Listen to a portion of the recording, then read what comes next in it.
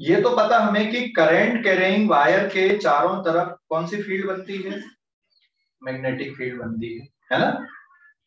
Magnetic field की value कितनी होती है ये निकालने के लिए कौन सा मेथड है हमारे पास में, कौन सा लॉ है। अभी तक क्या कर रहे थे अपन लोग, magnetic field current carrying wire के चारों तरफ बनती है, और अगर मैग्नेटिक फील्ड की वैल्यू निकालनी है तो क्या करते हैं लोग, है ना। जैसे ये मान लो वायर है, ये वायर आपको दिखा होगा एक, है ना, केबल ले लिया मैंने बड़ा सा एक, तो करंट कैरिंग वायर के चारों तरफ बेटा मैग्नेटिक फील्ड बनती है ना।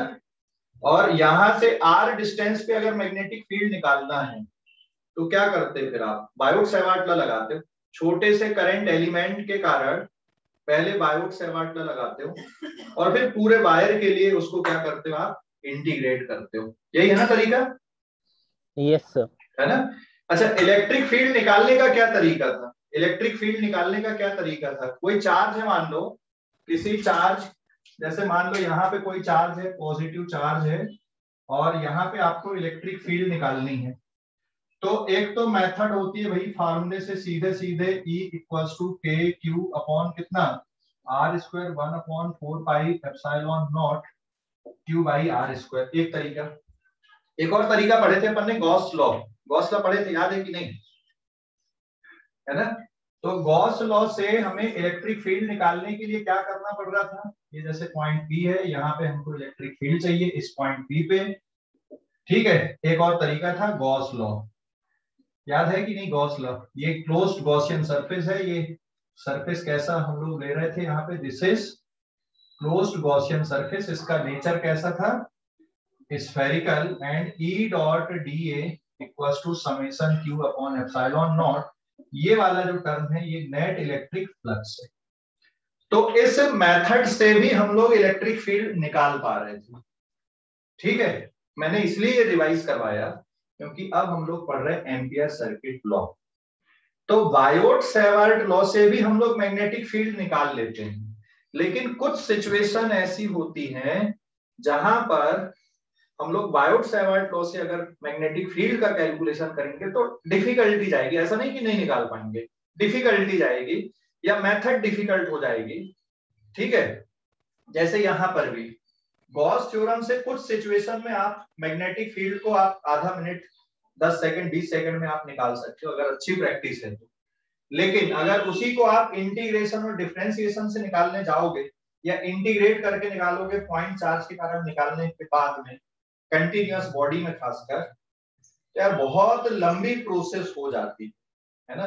गॉस थ्योरम उसको आधा मिनट में सॉल्व कर देती है। तो वैसे ही यहाँ पर एम्पियर सर्किट लॉ है, तो एम्पियर सर्किट लॉ का यूज करके हम लोग किसी करंट कैरिंग वायर के चारों तरफ कितनी मैग्नेटिक फील्ड है इसको निकाल सकते हैं, लेकिन इस लॉ के साथ में लिमिटेशन से, मतलब हर कहीं पे नहीं निकाल पाएंगे अपन, कुछ स्पेशल केसेस के लिए ही निकाल पाएंगे, हर केस में हम इसको नहीं निकाल पाएंगे। लॉ हर केस में लग जाएगा लेकिन फील्ड का कैलकुलेशन हर केस में नहीं हो पाएगा। जैसे गॉस थ्योरम, गॉस थ्योरम या गॉस लॉ हर कहीं पे लग जाता है, लगता है कि नहीं हर कहीं पे, लेकिन आपको अगर फील्ड का कैलकुलेशन करना वहां पे तो कुछ सिमेट्रिक सिचुएशन के लिए ही आप फील्ड का कैलकुलेशन कर सकते हो, हर कहीं पे आप कैलकुलेशन नहीं कर सकते।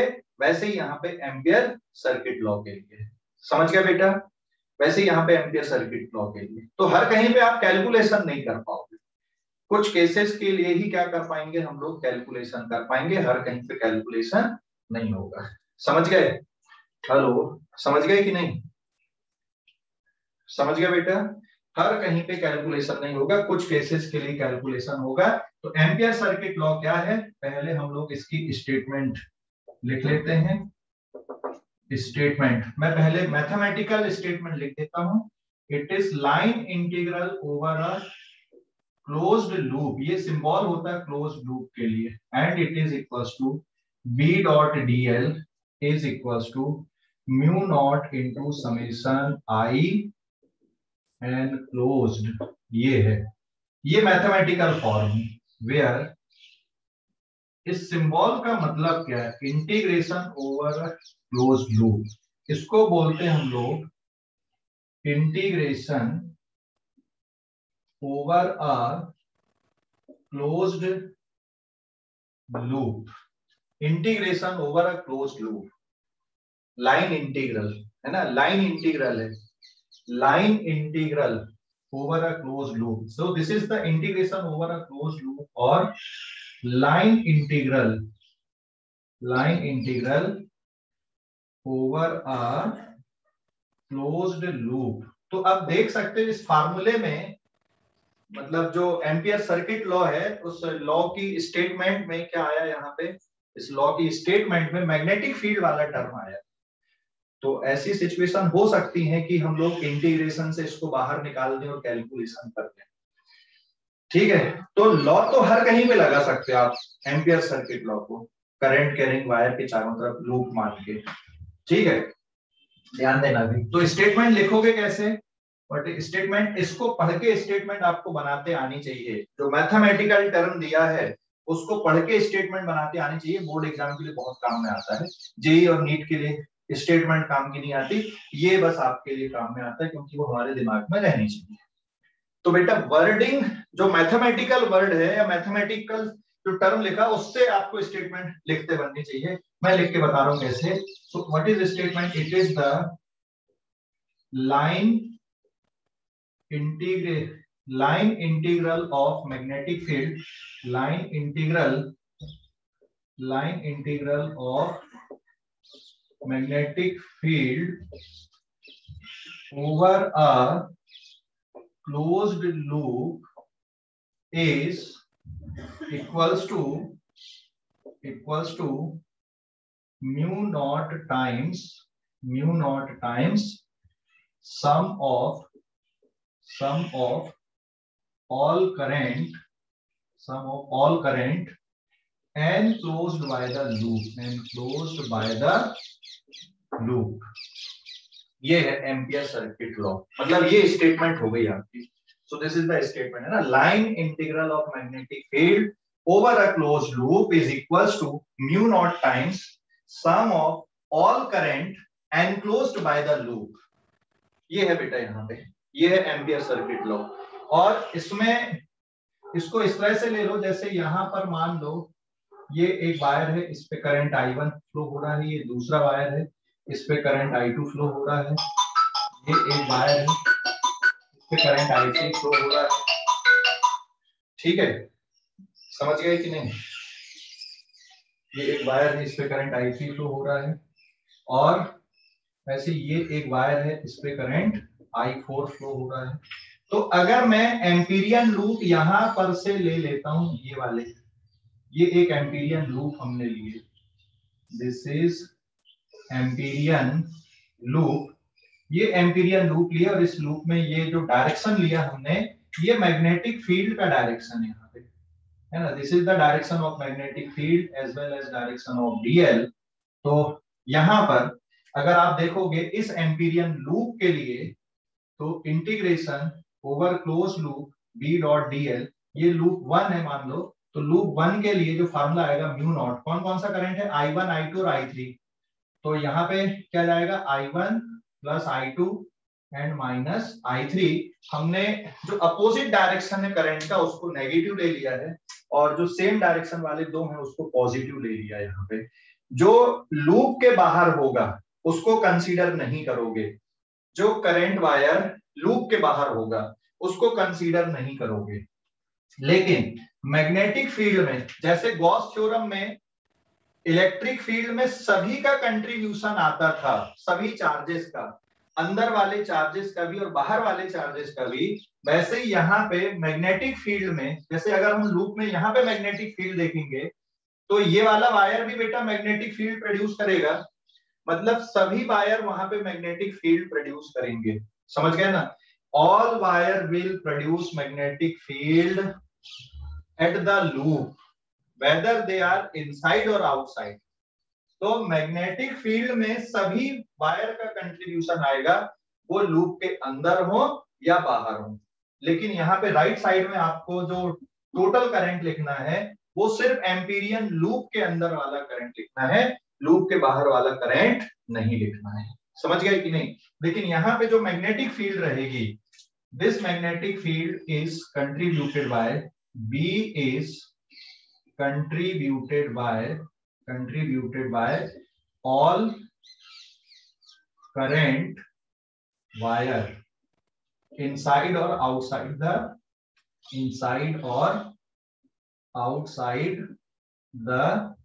Empyrean loop. जैसे वहां पे गॉसियन सरफेस हम लोग इमेजिन करते थे, वैसे यहाँ पे हम लोग क्या इमेजिन करते हैं, एम्पीरियन लूप इमेजिन करते हैं। तो यहाँ पे जो एम्पीरियन लूप है, इसका शेप कैसा होना चाहिए, एम्पीरियन लूप का शेप कैसा होना चाहिए लॉ के लिए, लूप का शेप कैसे भी होगा, line integral of magnetic field over a closed loop. यहाँ पे मैंने लिखा हूं क्या कि लूप का शेप सर्कुलर ही होना चाहिए, कि रेक्टेंगल होना चाहिए, कि स्क्वायर होना चाहिए, कि ट्रायंगल होना चाहिए, कोई शेप नहीं लिखे हमने। तो एम्पियर्स लॉ किसी भी शेप की लूप के लिए वैलिड है। आपको इमेजिन करना लूप, आप सर्कुलर इमेजिन कर लो, आप ट्रायंगुलर इमेजिन कर लो, किसी भी शेप की आप लूप इमेजिन कर लो, ठीक है। तो एम्पियर्स लॉ किसी भी शेप की लूप के लिए वैलिड है, ध्यान रखना। लेकिन अगर आपको मैग्नेटिक फील्ड यहां से कैलकुलेट करनी है, तो फिर लूप आपको ऐसी इमेजिन करना पड़ेगा कि ये इंटीग्रेशन आसानी से सॉल्व हो जाए। और अगर ये इंटीग्रेशन सॉल्व नहीं होगा बेटा, बी डॉट डीएल ये तो लिखा ही रहेगा, लेकिन अगर यहां से आपने बी को बाहर नहीं निकाल पाए तो कैलकुलेशन ही नहीं होगा, फिर मैग्नेटिक फील्ड कैलकुलेट नहीं होगी, है ना। तो ये है एम्पियर सर्किट लॉ। और एनसीईआरटी में या स्टेट बोर्ड में जो क्वेश्चंस हैं, है ना, इनफाइनाइट स्ट्रेट वायर का हो गया, ये एम्पियर सर्किट लॉ से इनका डिस्कशन दिया है, ना कि बायोट-सवार्ट लॉ से। जैसे सोलिनॉइड के अंदर कितनी मैग्नेटिक फील्ड है, टोरॉइड के अंदर कितनी मैग्नेटिक फील्ड है, कुछ और केसेस हैं, इनका जो डिस्कशन है वो एम्पियर सर्किट लॉ से है, ना कि बायोट-सवार्ट लॉ से। तो बहुत इंपॉर्टेंट लॉ है ये एम्पियर सर्किट लॉ, एग्जाम में भी पूछा जाता है, कॉम्पिटिशन पर्पस के लिए भी इंपॉर्टेंट है, ठीक है। समझ गए बेटा? हेलो, समझ गए? कोई डाउट? तो पहले आप लोग इसको नोट कर लो, और उसके बाद कोई डाउट है तो मैं दोबारा वहां पे रिपीट कर दूंगा, है ना। पहले नोट कर लो पूरा, फिर क्वेश्चन पूछना आपने, ठीक है। पहले पूरा नोट कर लो एंड देन क्वेश्चन पूछो, फिर अपन उसको सिंपल करेंगे। समझ गए? हेलो, समझ गए? चलो नोट करो। सो this is now page number 2 and exam में लिखने के लिए अभी मैंने बता दिया। तो स्टेटमेंट क्या है एम्पियर सर्किट की, integration over closed loop, line integration, ये सरफेस नहीं, and it is B dot d l equals to mu naught summation I enclosed, ठीक है, समेशन आई एन क्लोज्ड। ये है एम्पियर सर्किट लॉ की स्टेटमेंट। अब इसके ना हम लोग एप्लीकेशन में आने वाले, ठीक है, एप्लीकेशन में आने वाले। इसके पहले कुछ सिचुएशन हम लोग ले रहे हैं। जैसे मान लो बेटा ये एक वायर है, इस पे करंट कैसा आ रहा है, यहाँ पे अंदर की तरफ आ रहा है कि बाहर की तरफ जा रहा है, बताओ जल्दी से, कैसा करंट आ रहा है यहाँ पे।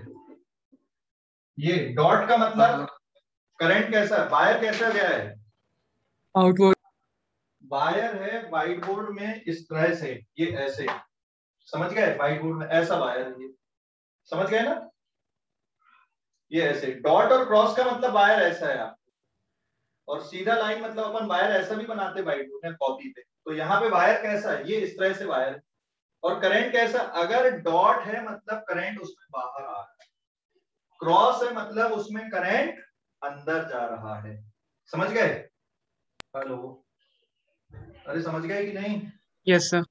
है ना, करंट एक में अंदर एक में बाहर, ऐसा। जैसे I1 ये ऐसा देख सकते हो, मेरे पास चार्जर पिन ये ऐसा, ठीक है, बराबर देख रहा, ऐसा है ये करंट यहाँ पे, ये भी ऐसे ही, ये वाला दूसरा वाला डायग्राम भी सब में ऐसा है। लेकिन इसमें करंट क्या हो रहा है, बाहर की तरफ आ रहा है, कैमरे की तरफ आ रहा है। और इसमें करंट क्या हो रहा है, व्हाइट बोर्ड में अंदर की तरफ जा रहा है। समझ गए? हेलो, अरे समझ गए कि नहीं? तो अब मैं अगर यहाँ पे ये वाली एम्पीरियन लूप लेता हूं, ये वाली एम्पीरियन लूप लेता हूं मैं, सपोज यहाँ पे सेव कोई भी चलेगा एम्पीरियन लूप का। ये एम्पीरियन लूप लिया मैंने, suppose this is Amperian loop, ये 1 है। तो बेटा इस लूप के लिए आप इक्वेशन क्या लिखोगे? लूप 1 के लिए आएगा B dot d l mu naught, यहाँ पे क्या आएगा बेटा समेशन में कौन कौन सा करंट है, I1 I3 और I4 आया ना, कौन कौन सा आएगा। तो अब इसमें से किसको प्लस ले ले हम लोग, आउटवर्ड वाले करंट को पॉजिटिव ले लेते हैं। तो I1 माइनस I3, या फिर ऐसा लिखो पूरा I1 plus of minus I3 plus I4, ठीक है। यहाँ पे जो फील्ड आएंगी, जैसे आप किसी भी पॉइंट पे कंसीडर करते हो बी डॉट डीएल, जैसे ये वाला पॉइंट हम लोग कंसीडर करते हैं पी पॉइंट यहाँ पे, तो इस पी पॉइंट पे जो फील्ड आएगी, ये वाले वायर के कारण यहाँ पे फील्ड कैसी होगी, ये वाले वायर के कारण, यहाँ पे राइट हैंड थंब रूल लगाओगे तो यहाँ पे इस वायर के कारण फील्ड लाइन ऐसी आएगी, दिस इज B1। ये वाले वायर के कारण फील्ड लाइन ऐसी कुछ बन जाएंगी, दिस इज B2। ये वाले वायर के कारण भी फील्ड ऐसी कुछ बनेगी, दिस इज B3। ये वाले वायर के कारण फील्ड ऐसी कुछ बनेगी B4, और ये वाले वायर के कारण भी फील्ड ऐसी कुछ बनेगी B5। तो ये P पॉइंट है यहाँ पर, है ना। तो यहाँ पे P पॉइंट पर लूप में छोटी सी जगह पे जो मैग्नेटिक फील्ड है उसमें सभी का कंट्रीब्यूशन है, B1 plus B2 plus B3 plus B4 plus B5, मतलब सभी वायर के कारण मैग्नेटिक फील्ड का कंट्रीब्यूशन है। लेकिन इस इंटीग्रेशन में राइट साइड में हमें सिर्फ अंदर वाले करंट को लिखना है, लेकिन यहाँ पे लूप में किसी भी पॉइंट पे अगर आप देखोगे हर जगह पे सभी वायर फील्ड क्रिएट कर रहे हैं, चाहे वो लूप के अंदर के हो चाहे लूप के बाहर के हो। एम्पीरियन लूप को किसने इमेजिन किया, हमने इमेजिन किया है, या एम्पियर ने इमेजिन किया कि ऐसा कर लो, है ना। समझ गए कि नहीं, पहले से थोड़ी बनी हुई है, आप कैसे भी इमेजिन कर सकते हो। अगर मैं एम्पीरियन लूप इस तरह से इमेजिन करता हूं, ये वाली एम्पीरियन लूप ले लिया मैंने, मान लो ये एम्पीरियन लूप ले लिया 2, तो इसके लिए क्या आएगा, फॉर सेकंड लूप यहां पर भी B dot d l equals to mu naught, कौन कौन सा करंट आ रहा है यहाँ पे, I2 I3 और I5। इसमें ज्यादा ये वाले दिख रहे हैं आपको I2, इसको आप ऐसा ले सकते हो minus I2 plus of minus I3 and plus I5। समझ गया बेटा, इस तरह से भी लिख सकते हो, या फिर अंदर वाले डायरेक्शन को आप पॉजिटिव ट्रीट कर सकते हो। समझ गए, बोलो भाई जल्दी से, समझ गए कि नहीं, हेलो समझ गए कि नहीं, हेलो कोई डाउट इस पे, कोई डाउट इस पे, हेलो अरे कोई डाउट है क्या इस पे, कोई डाउट है क्या, कॉन्सेप्ट पे कोई डाउट है क्या, बोलो जल्दी से, कॉन्सेप्ट पे कोई डाउट है क्या। No sir. ठीक है, फटाफट नोट करो अब इसको, फिर इसकी एप्लीकेशन में हम लोग आते हैं, नोट करो फिर एप्लीकेशन पे आ रहे हैं, जल्दी से नोट करो बेटा। तो अब एक समस्या और आएगी अपने को, अब selection of proper Amperian loop ये कैसी होनी चाहिए। तो एप्लीकेशन में आगे बढ़ने के लिए हमको क्या चाहिए यहाँ पे, अब selection of proper Amperian loop चाहिए, selection of proper Amperian loop. तो एप्लीकेशन पे आते हैं हम लोग, अब इसकी application of Biot-Savart law, sorry Biot-Savart law बोलो, application of Ampere circuit law, ठीक है, ये इसकी एप्लीकेशन है, इसकी application of Ampere circuit law. तो यहाँ पे ना selection of proper Amperian loop बहुत इंपॉर्टेंट है। तो एप्लीकेशन में सबसे पहले हम लोग देख ले रहे हैं magnetic field at perpendicular distance, magnetic field at perpendicular distance, magnetic field at any point, at any point due to infinite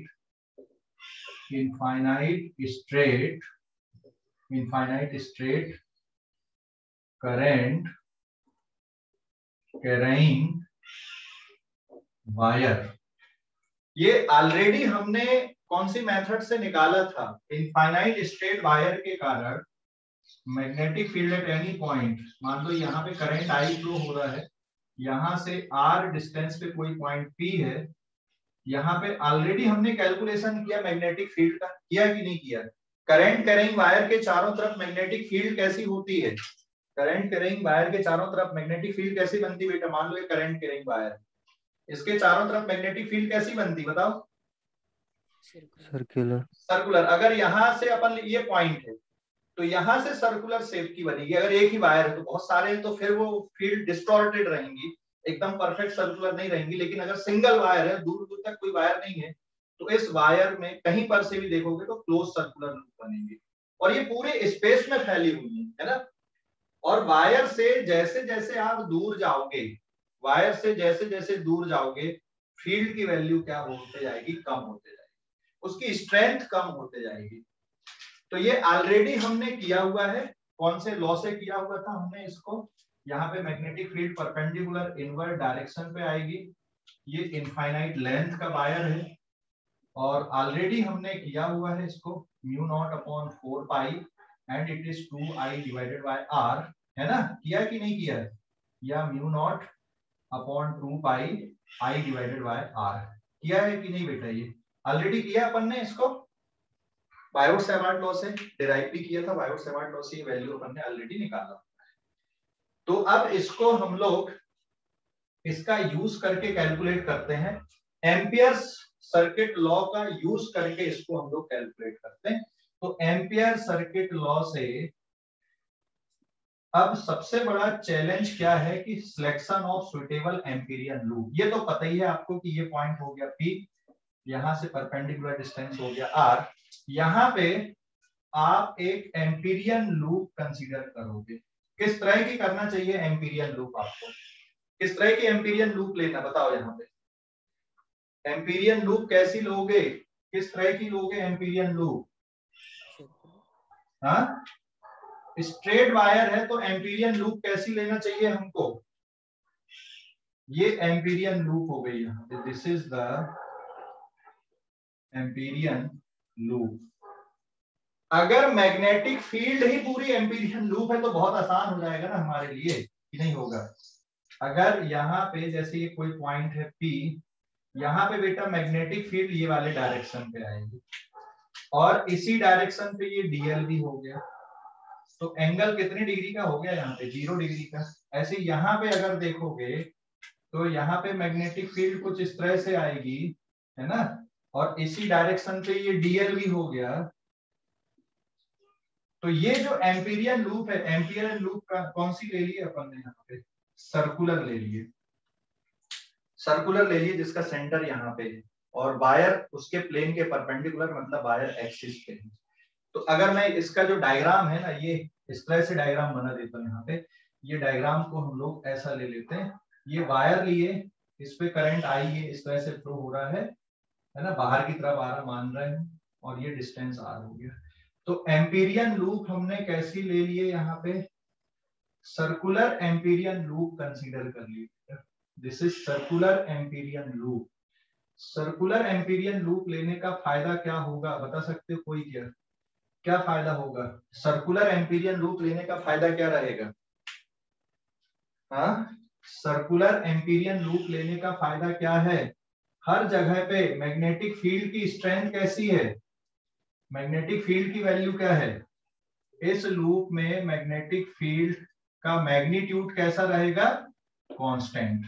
and B dot DL मतलब B into DL into cos 0, मतलब इसकी वैल्यू कितनी बचेगी? B DL के बराबर बचेगी for at any point of the loop, at any point of the loop. अब ध्यान से समझना, यहाँ पे ये बहुत इंपॉर्टेंट स्टेप चल रही है।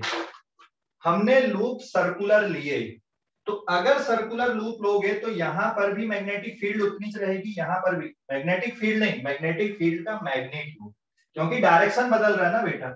यहाँ पे डायरेक्शन ऐसा है, फिर ऐसा है, फिर ऐसा है, फिर ऐसा है, तो मैग्नेटिक फील्ड कांस्टेंट है कि उसका मैग्नीट्यूड कांस्टेंट है? क्या कांस्टेंट है बताओ? मैग्नीट्यूड या magnetic field? Magnitude. Magnitude constant है, बराबर है। जैसे ये वायर है यहाँ पे, है ना, ये वायर है। अब यहां से आर डिस्टेंस पे हम लोग मैग्नेटिक फील्ड देख रहे हैं, यहां से वायर से आर डिस्टेंस पे मैग्नेटिक फील्ड। कलर भी बिल्कुल ऐसे होगा टी शर्ट जैसा, ये है ना, ये यहाँ पे, ये एक्सिस पे हो गया वायर ऐसा। समझ गए कि नहीं? समझ गए? तो मैग्नीट्यूड ऑफ मैग्नेटिक फील्ड कैसा, हर जगह पे मैग्नीट्यूड उतना ही आएगा, बस डायरेक्शन बदलता जाएगा। और लूप में किसी भी पॉइंट पे अगर आप देखोगे तो डीएल वेक्टर के साथ में कितने डिग्री का एंगल बनेगा इसका, डीएल वेक्टर के साथ में कितने डिग्री का एंगल रहेगा मैग्नेटिक फील्ड का, थीटा इक्वल्स टू 0 डिग्री। सभी जगह पे किसी भी पॉइंट पे मैग्नेटिक फील्ड का जो एंगल आएगा वो डीएल वेक्टर के साथ में कितने डिग्री का रहेगा, 0 डिग्री का रहेगा। क्या फायदा होगा इससे बताओ? इस तरह की लूप इमेजिन करने से क्या फायदा होगा कि जब आप यहां पे कैलकुलेशन करोगे तो B डॉट डीएल की वैल्यू B डीएल आ जाएगी, और B है मैग्नीट्यूड, तो ये इंटीग्रेशन से बाहर निकल जाएगा और ये इंटीग्रेशन बहुत आसानी से कैलकुलेट हो जाएगा। क्या यहाँ पे हम लोग स्क्वायर लूप अगर ले लेते तो क्या होता, थोड़ा सोचो। अगर square sir loop angle change हो जाते हैं सर। हाँ, स्क्वायर लूप लेते तो एंगल भी चेंज होता और मैग्नीट्यूड भी चेंज होता है कि नहीं होता? पहले इतना नोट करो फिर हम लोग सोचते हैं, है ना, पहले इतना नोट कर लो, फटाफट नोट कर लो, फिर आगे बताता हूँ जल्दी से। देखो यहाँ पे बाय एम्पियर सर्किट लॉ, ये वाली लूप के अंदर तो एक ही करंट है यहाँ पे, है ना, एक ही है ना करंट, बस इतना ही है। तो अब यहाँ पर इस इंटीग्रेशन में b बाहर आ जाएगा और integration over close loop dl बचेगा equals to mu naught into I आ गया। अभी देखो ये b बाहर है, इसका इंटीग्रेशन कितना बेटा, b dot integration of dl over a close loop कितना आएगा इसका इंटीग्रेशन, बताओ जरा। ये पूरी लूप का किसके बराबर रहेगा, पूरी लूप का इंटीग्रेशन किसके बराबर, 2 pi R circumference of the circle, बराबर है। क्लियर हो गया कि नहीं, सर्कमफ्रेंस ऑफ द सर्कल ना। अच्छा जीरो कब आता है, ये जीरो कब होता बताओ, जीरो कब होता, थीटा की वैल्यू, अरे थीटा तो है ही नहीं यहाँ पे, ये भी जीरो होता है। वेक्टर फॉर्म पे अगर इंटीग्रेट करते हैं, इंटीग्रेशन वेक्टर डीएल, तो जीरो होता है। स्केलर सम है डीएल का, तो यहाँ पे जितने भी छोटे छोटे डीएल है सबको ऐड करोगे तो ये पूरा सर्कमफ्रेंस बन जाएगा, लेकिन वेक्टर अगर करते तो जीरो होता है। यहाँ पे आपने स्केलर सम किया है, नॉट द वेक्टर सम, इसलिए 2 पाई आर। तो फार्मूला किसमें रिड्यूस हो गया, b equals to mu naught upon 2 pi I divided by r, या फिर b equals to mu naught upon 4 pi 2 I upon r. वही फार्मूला आ गया कि नहीं आया बताओ, जो बायोट सेवर्ट लॉ से डिराइव किए थे, वही आया? हेलो, अरे वही आया कि नहीं, बोलो जल्दी से, सेम फार्मूला आ गया, कुछ तो बोलो भाई, है ना, सेम फार्मूला आ गया ना। तो एम्पियर सर्किट लॉ से भी वही आता है रिजल्ट, लेकिन यहाँ पे आपको proper selection of proper loop होना चाहिए। तो जब आप एम्पीरियन लूप सिलेक्ट करो तो कैसी लेना चाहिए एम्पीरियन लूप, इस तरह से एम्पीरियन लूप लेना चाहिए कि ये वाले इंटीग्रेशन में से b की वैल्यू क्या निकल के आ जाए, ये वाले इंटीग्रेशन में से b की वैल्यू आप बाहर निकाल पाओ। ठीक है, b की वैल्यू बाहर निकाल पाओ, मतलब b डॉट डीएल जब हम लोग करें यहाँ पे b डीएल कॉस थीटा जब आएगा तो ये थीटा वेरिएबल नहीं रहना चाहिए और b वेरिएबल नहीं रहना चाहिए। थीटा कांस्टेंट है चलेगा, लेकिन बदलना नहीं चाहिए थीटा। मैग्नेटिक फील्ड भी कांस्टेंट रहनी चाहिए, मैग्नीट्यूड उसका बदलना नहीं चाहिए मैग्नीट्यूड। अगर मैग्नीट्यूड बदलेगा तो फिर आप इंटीग्रेशन से बाहर निकाल पाओगे क्या? तो लॉ को तो आप किसी भी लूप के लिए लगा सकते हो, ठीक है, लॉ आप किसी भी लूप के लिए लगा सकते हो। अभी मैं डिस्कशन बता रहा हूँ, वहां पे इसी वायर को लेके हम लोग करते हैं तो और अच्छे से क्लियर हो जाएगा कॉन्सेप्ट। नोट करो, फटाफट नोट करो इसको, ये वाला पोर्शन, फिर हम लोग और आगे लेते हैं। फटाफट नोट कर लो बेटा, ठीक है। देखो अभी ये जो केस था यहाँ पे, एप्लीकेशन नहीं, इसी को हम लोग देखते कि एम्पीरियन लूप का सिलेक्शन क्यों इतना इंपॉर्टेंट है ना। Now this is page number 5 आएगा, 4 में भी ऑलरेडी लिख चुके हैं अपन लोग थोड़ा सा। देखो यहाँ पे ये वायर मान लो ऐसा, करंट इसमें बाहर की तरफ आ रहा है, करंट बाहर की तरफ आ रहा है, ध्यान देना। ये एक लूप मैंने लिया, this is the circular loop, इसकी रेडियस आर है। एक लूप मैं इस तरह की ले लूं, ट्रायंगुलर लूप, ये लूप 1, ये लूप 2, हम ऐसी भी लूप ले सकते हैं, ठीक है, ये ऐसी भी लूप ले सकते हैं, दिस इज लूप 3। तो इसमें line integral over a close loop B dot D l सभी केस के लिए म्यू इंटू आई आएगा, आया ना, तीनों के लिए बराबर ही आएगा ये। Integration for loop first B dot D L, समझ गए, अरे हाँ या ना। फिर integration over close loop B dot D L और second loop, integration over close loop B dot D L और थर्ड लूप, सभी के लिए आंसर सेम रहेगा। किसके बराबर रहेगा आंसर? म्यू नॉट आई के बराबर रहेगा। लेकिन मैग्नेटिक फील्ड का कैलकुलेशन अगर आप ये वाली लूप से करने की कोशिश करते हो, जैसे यहां से, ठीक है, अभी इसके बाद बताता हूं मैं, अगर रेक्टेंगुलर लूप लेते तो फिर क्या दिक्कत होती है, पहले इतना नोट करो आप लोग। तो बेटा कोई भी लूप ले लो, अगर एक ही वायर है तो राइट हैंड साइड वाला टर्म तो सभी के लिए एक जैसे ही मिलने वाला है, लूप का शेप से कोई फर्क नहीं पड़ता कि कैसी लूप आप ले रहे हैं, ठीक है। ये हमने इमेजिन किए लूप, ये जो लूप हमने है ना, हमने इमेजिन किए कि कैसी लेना है यहाँ पे, ठीक है, समझ गए? हेलो, समझ गए इसको? अरे बोलो जल्दी से, समझ गए कि नहीं, समझ गए या नहीं? सर एक बार रिपीट करिए ना। क्या बेटा?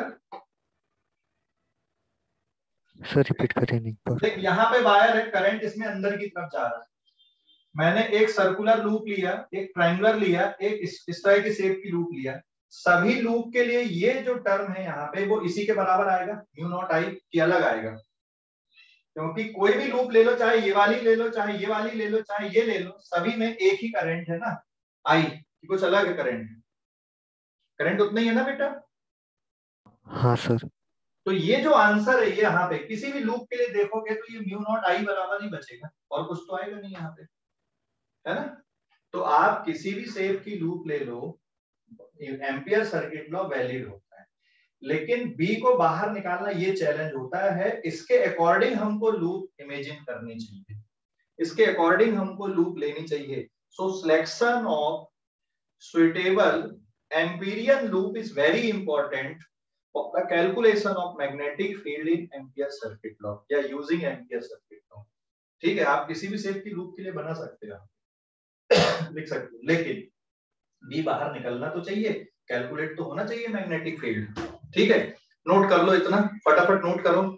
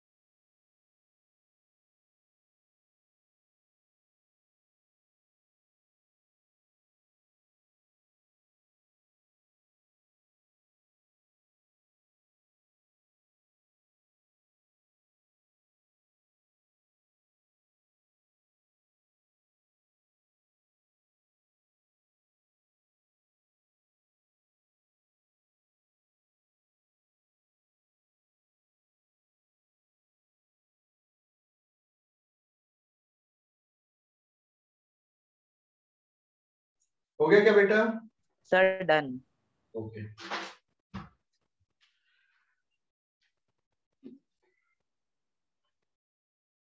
अभी देखो एम्पीरियन लूप का सिलेक्शन किस तरह से हमको करना चाहिए, इसके बारे में हम लोग यहाँ पे डिस्कशन ले रहे हैं।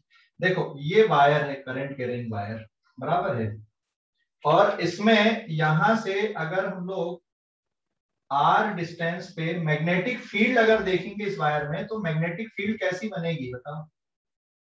सर्कुलर लूप वाली मैग्नेटिक फील्ड लाइंस बनेंगी कि नहीं? इस तरह से मैग्नेटिक फील्ड बनेगी ना यहाँ पे। This is the magnetic field, बराबर है, ये मैग्नेटिक फील्ड है, ऐसी सर्कुलर लूप वाली मैग्नेटिक फील्ड है। और यहां से अगर आप और डिस्टेंस बढ़ाते हो तो ये सर्कुलर लूप यहाँ पे ऐसी और आ जाएंगी, ये मैग्नेटिक फील्ड लाइंस है। तो अगर मैं एम्पीरियन लूप इसी के ऊपर से ले लूं तो कितना अच्छा यार। ये ऐसी अगर एम्पीरियन लूप मैंने लिया तो हर जगह पे डीएल और बी, जैसे यहां पे अगर आप देखोगे इस पॉइंट पे ये मैग्नेटिक फील्ड है और इसी पॉइंट पे ये डीएल है, तो एंगल कितने डिग्री का हो गया? 0 डिग्री का हो गया यहाँ पे। तो पूरी लूप में अगर आपने भी एम्पीरियन लूप इसी के जैसे बना लिया, मैग्नेटिक फील्ड के जैसे बना लिया, तो बी और डीएल के बीच में एंगल कैसा हो गया? यहाँ पे 0 डिग्री का हो गया। यहां से कैलकुलेशन करते टाइम बहुत आसान हो गया, ठीक है। लेकिन अगर हम लोग लूप ऐसी कुछ लेते, ये इस तरह की लूप लेते, मैग्नेटिक फील्ड तो ऐसी नहीं आती, ये लूप आप ले सकते, लूप का शेप कैसा भी चलेगा। तो अब इसमें दिक्कत ये थी कि यहाँ पर तो मैग्नेटिक फील्ड इधर है, लेकिन जब आप यहाँ कहीं पर पहुंचोगे तो एक तो ये डिस्टेंस अलग हो गया, ये डिस्टेंस अलग हो गया, यहाँ पे मैग्नेटिक फील्ड ये डायरेक्शन पे आएगी। This is the direction of magnetic field here, this is B dash, यहाँ पे ये बी है, ठीक है। लेकिन यहाँ पे डीएल का जो डायरेक्शन है, यहाँ पे डीएल का डायरेक्शन इधर है, लेकिन यहाँ पे डीएल का डायरेक्शन इधर है। एंगल आ गया कि नहीं? यहाँ पे एंगल आ गया ना। तो ये कहानी आपको पूरी लूप में यहां से यहां तक मिलेगी, सब कुछ बदलेगा। तो इंटीग्रेशन में बी डॉट डीएल में यहां से आप बाहर निकाल पाओगे क्या कैलकुलेशन? क्या क्या बदलने लगा? देख, डिस्टेंस बदलने से फील्ड भी बदल गई, ये भी बदल गया। मतलब ये जो इंटीग्रेशन हम लोग करते हैं, integration over closed loop B dot DL, मतलब integration over closed loop B DL cos theta. देख, अगर हम लोग इस तरह की लूप लेते हैं यहाँ पे क्या दिक्कत होगी? अगर हम लोग इस तरह की लूप लेते हैं तो क्या दिक्कत होने वाली है? बी भी बदल रहा है और ये एंगल भी बदल रहा है, हर बार एंगल भी बदलेगा और बी भी बदलेगा, तो बी और थीटा दोनों वेरिएबल हो गए, कहानी हो गई गड़बड़, आप अब कैलकुलेशन नहीं कर सकते। हाँ, लेकिन ये जरूर है कि म्यू नॉट इंटू आई आएगा। आप चाहे ये वाली लूप से ले लो, चाहे ये लूप से ले लो, राइट हैंड साइड का टर्म आपका एक जैसा रहने वाला है। लेकिन अगर आपने लूप इस तरह के शेप की ले लिया, स्ट्रेट वायर के लिए, सिंगल स्ट्रेट वायर है उसके लिए अगर आपने लूप ऐसी ले लिया तो ये कैलकुलेशन ही नहीं हो पाएगा। तो आपको कौन सी वाली लूप लेना पड़ेगा यहाँ पे निकालने के लिए? जो मैग्नेटिक फील्ड यहाँ पे सर्कुलर लूप बना रही है उसी के ऊपर से आप क्या ले लो? एम्पीरियन लूप ले लो। तो बी और डीएल के बीच में एंगल 0 डिग्री का, पूरी लूप में यहाँ पे मैग्नेटिक फील्ड कैसी? कांस्टेंट, मैग्नीट्यूड कांस्टेंट, उसका मैग्नीट्यूड कांस्टेंट होने से ये वाला टर्म आपका बाहर आ गया, आपका इंटीग्रेशन बहुत आसान हो गया। समझ गए कि नहीं? इसलिए selection of proper Amperian loop is very important to find the magnetic field using Ampere circuit law. Clear हो गया बेटा? तो अब कुछ केसेस आप लोग ध्यान रखो। अगर स्ट्रेट वायर है तो एम्पीरियन लूप कैसी लेना है? अगर स्ट्रेट वायर है तो एम्पीरियन लूप कैसी लेना है? स्ट्रेट वायर में इनफाइनाइट लेंथ का स्ट्रेट वायर है या इनफाइनाइट लेंथ का पाइप है, सॉलिड या हॉलो, उसमें करंट फ्लो हो रहा है, तो एम्पीरियन लूप कैसी लेना है? सर्कुलर लेना है। ठीक है, सर्कुलर एम्पीरियन लूप लेना है। और लूप का जो प्लेन है वो कैसा लेना है आपको?